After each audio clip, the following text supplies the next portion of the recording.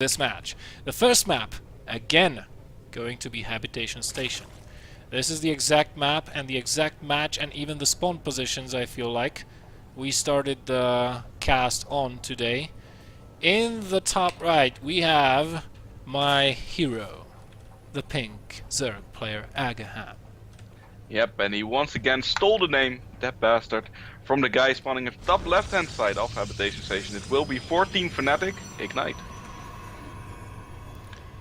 So once again, for those of you wondering who is Ignite, he is Fnatic Pink. He just recently changed his nickname, so that's why you may be confused. But this Danish Protoss is pretty darn good. Yep, very good player, and I'm gonna be a little bit afraid for aGaham during these matches if he wants to do some of that shenanigans again. Like, I mean, the burrowed roach play he did twice, that was nice, but he also did a little bit of a 4 roach push and a early circling thing, etc. against Ignite. When the first game against Ignite, he won quite convincingly, right? Yep.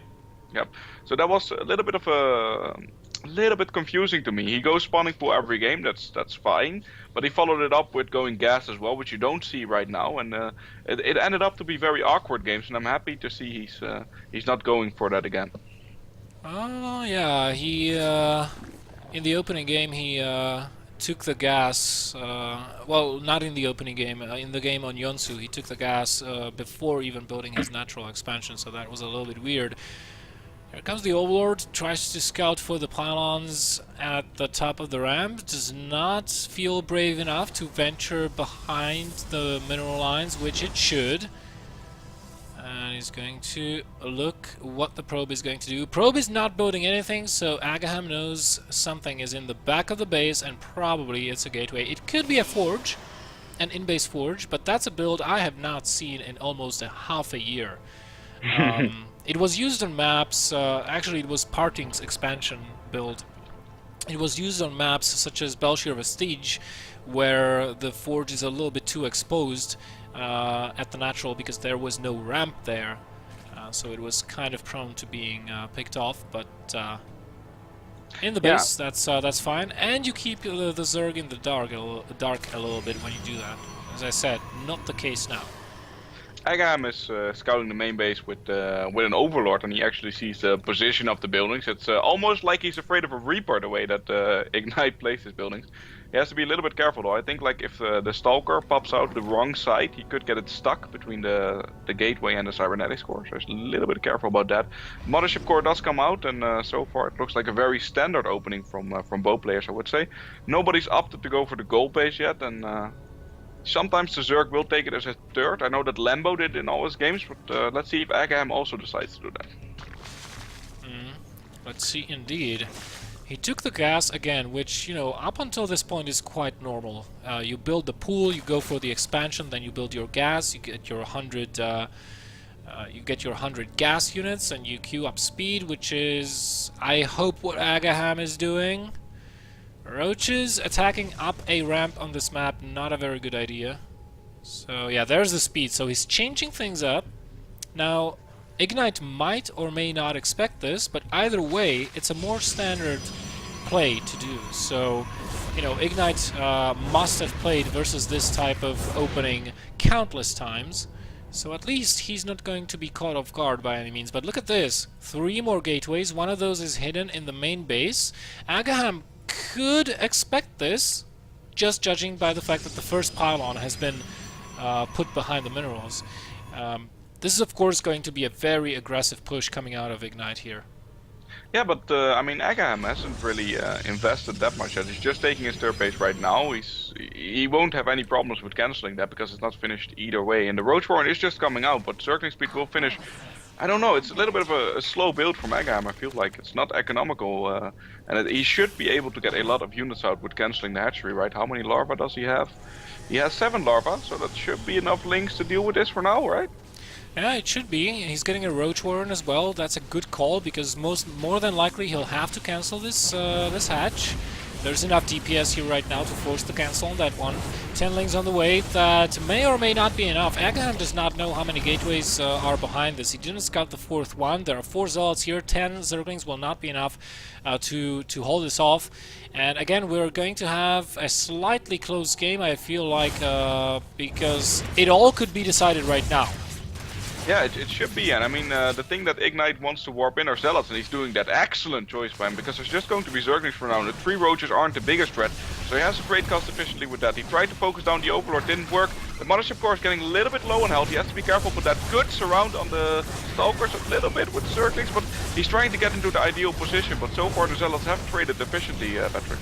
Yeah, and the macro by Ignite was just awesome to see, utilizing that time warp, avoiding the lings altogether with the stalkers, and now the lings are gone. There's no meat shield for the roaches, and even if there are only 3 of those, which the 3 stalkers and more warbins can take care of. Zealot's going to check if the 3rd has been rebuilt. It has not. The army is falling here for aGaham. I mean, over time, Ignite will have to recall out of this, out of here. Because the production of the lings, etc., will be just too great. But look at the damage he is dealing right now here. And the Mothership Core can kill even some more drones right now with the Queens no longer being there. Oh, excuse me. Recall. Nope. Choosing to go with the time warp instead. Yep. At least he time warped. It's not all lost. I mean, he did a lot of damage there. And right now it's 29 drones against 43 probes. And that's not something you want to see on the field as a Zerg player. And there are so many sentries back home that there's gonna be no counterattacks if he responds adequately, but he should. I mean, the biggest thing here I feel like was canceling the 3rd base and getting all the queens. aGaham right now, he's going to be hurting so much because ordinarily when you have queens, as long as you have queens, you can get your drone count up relatively quickly, but without those larva injects, I mean, aGaham had to wait for new queens to pop out, then for the new larva cycle to pop out, so you know, this slowed him down considerably, and that's why he hasn't caught on with the probes, with the harvester counts yet. He does have map control for now with the lings, and he's going into Spire. He's hoping to catch his opponent off guard. Now Pink, he's going to follow this up with Immortal Sentry. And again going for the same play, faking the 3rd, and going for the push. This happened once before. Yep, and aGaham is going for the Mutas once again. I don't know if he's going to add the wall of spines that we saw earlier on, but there's no 3rd base in plans for aGaham anymore. He's adding a Spire, and he's already saving up gas. He's got 600 right now. He doesn't have the amount of minerals he needs. I don't know if that's going to be enough. I don't know if that's going to be enough. I mean, Ignite, he is on 7 gateways right now. He's got a solid economy. He can start warping in Stalkers whenever he feels like it. 6 mutas or even 10 mutas are not going to be enough, and aGaham does not even have enough resources to utilize all of that gas. I don't know. I mean, more likely than not, even these sentries could kill off all of these mutas that aGaham is going to produce right now. No need for stalkers. Why? Yep, right now it's gonna be the wall of spines once again, but there's not as many spines, and he is killing a fair amount of sentries, but it's up to the Immortals to really do dump. He's actually trading quite good here. So many sentries go down, and there's still the mutas fly in right now, and these sentries aren't going to clean that up, I feel like. Not anymore, but the Stalker warp in should be enough. He should focus fire the warp pressure, but he's not doing it, because then it will cancel the Stalkers. Yeah, it would. You know, there's a proxy pylon there as well, and aGaham is going down here. He's pulling probes, he's pulling everything, but losing mutas to this. And with those stalkers here right now, he's not killing this army. I mean, there's no way. Nope. This is all she wrote in game number 1 for aGaham here, and that means that he has he's 1 game away of losing in the DSCL once again. And he's played pretty good this game, but it was just a little bit too slow. I feel like he never had a 3rd base, and the mutas would have worked if he had more gas, but he couldn't save up that much.